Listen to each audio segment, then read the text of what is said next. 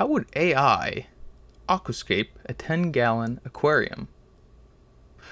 What's going on, everybody? Hope you're all doing fantastic as always. And today we're going to find out the answer to that question.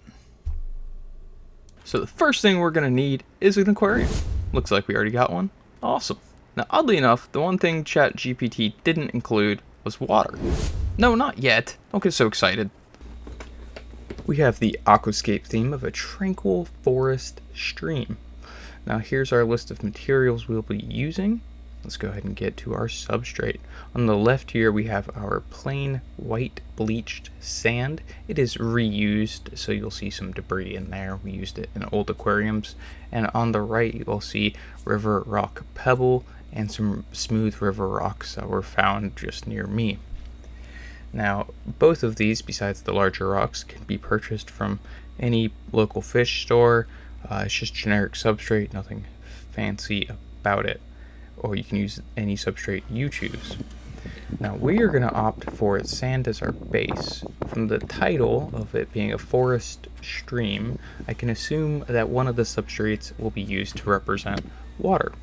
Sand might work for that a little bit better, but if it gets out of place, it's going to be much harder to fix once the tank is set up than moving a pebble back in place. So instead, we are going to use the sand as our base and the pebbles to simulate the stream or river. We'll see how that looks.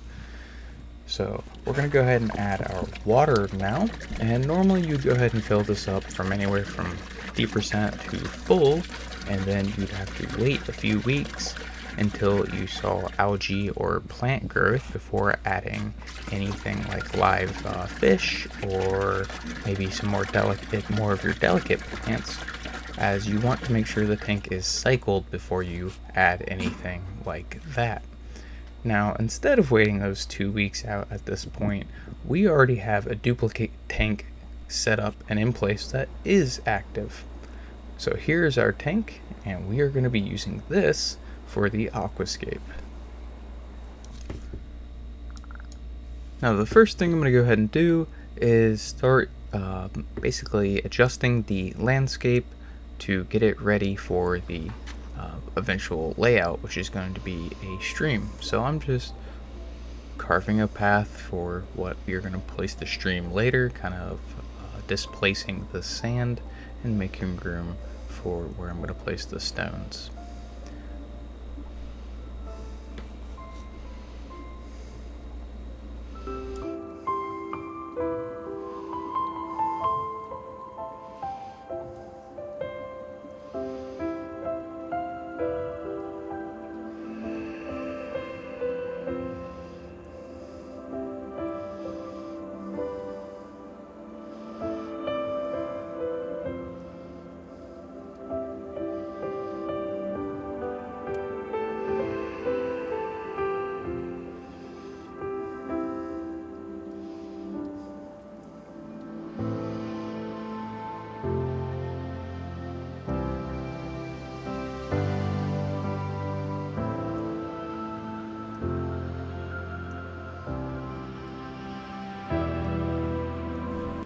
We're going to move over to our slop sink and start cleaning off and washing off some of these river rocks that we found outside, just to get any of the dust that's accumulated on them off and just kind of give them a rinse. Now, if you're really concerned about where your rocks have been before you put them into your tank, you can just boil them for a few minutes beforehand, and that'll kill off anything that's living on the rock before you add it to your aquarium.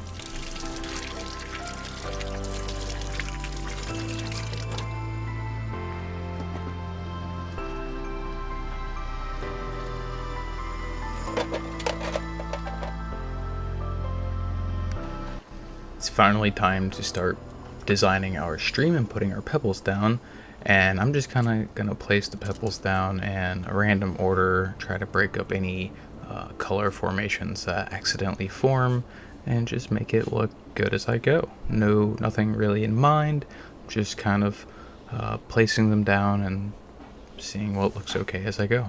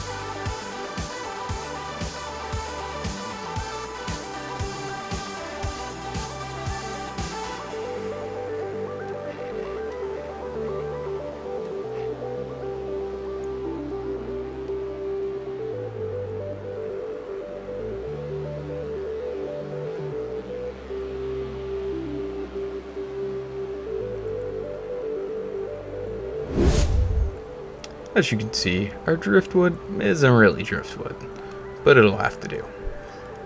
We're going to go ahead and keep a rock on that to keep it in place until it is saturated with water and can keep itself stable.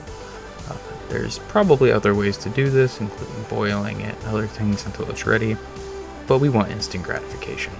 So let's go ahead and get it in there, and we'll just use the rock to keep it in place.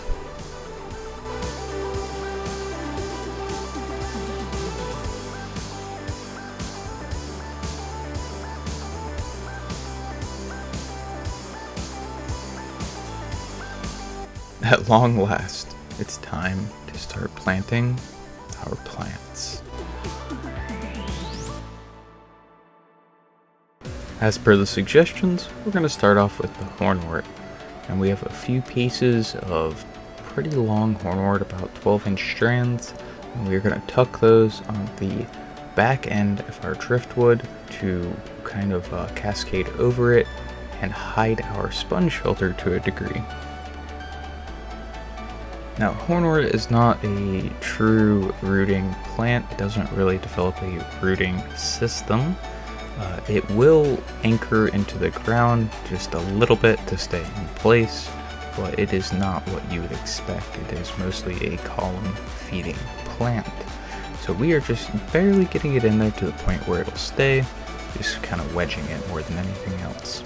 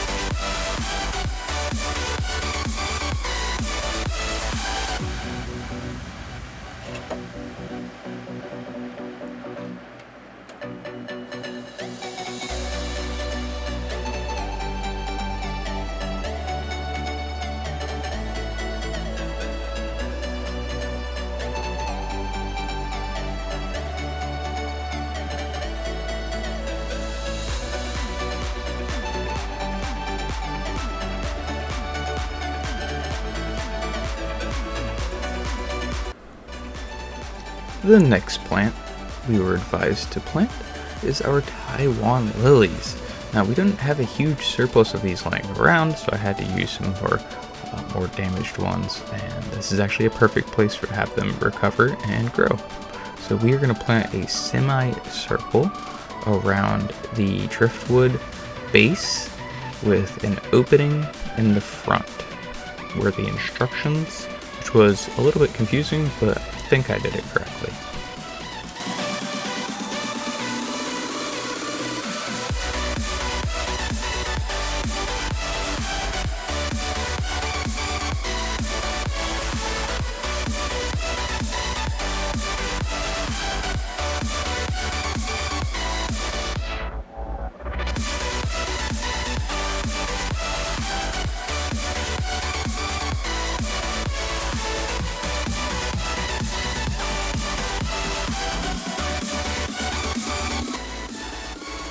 The next and final plant in our aquascape is pearlweed. Now we are going to be using this to carpet either side of our stream.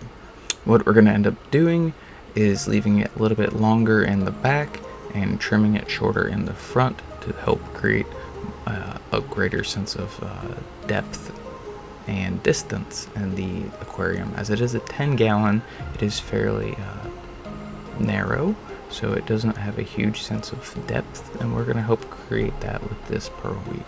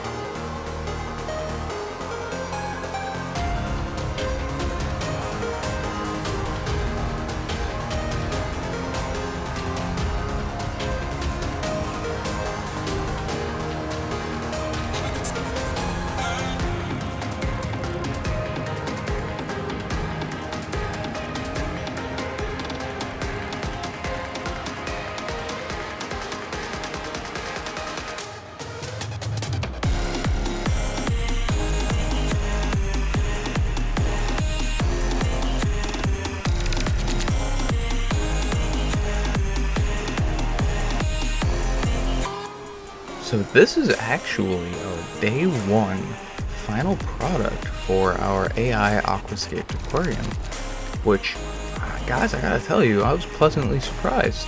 I probably wouldn't have come up with this exact design on my own, so it was refreshing. I'm sure I took some liberties with my interpretation of its instructions. I think that's kind of the point, though. You know, each person can use the same plants and the same materials, and we can aquascape it 1,000 different ways. Now, as this pearlweed grows out, it'll grow horizontally and outwards to cover some of these gaps you're seeing the more we prune it. So constant pruning will help fill in those gaps quicker, and as soon as that driftwood is stable, we'll go ahead and take that rock out as well. Now here in a little bit, we're going to let this tank settle, and then we'll come back and look at it at night with some nice aquarium lights on it, because this is outside during the day, and we'll have a better sense of how everything looks.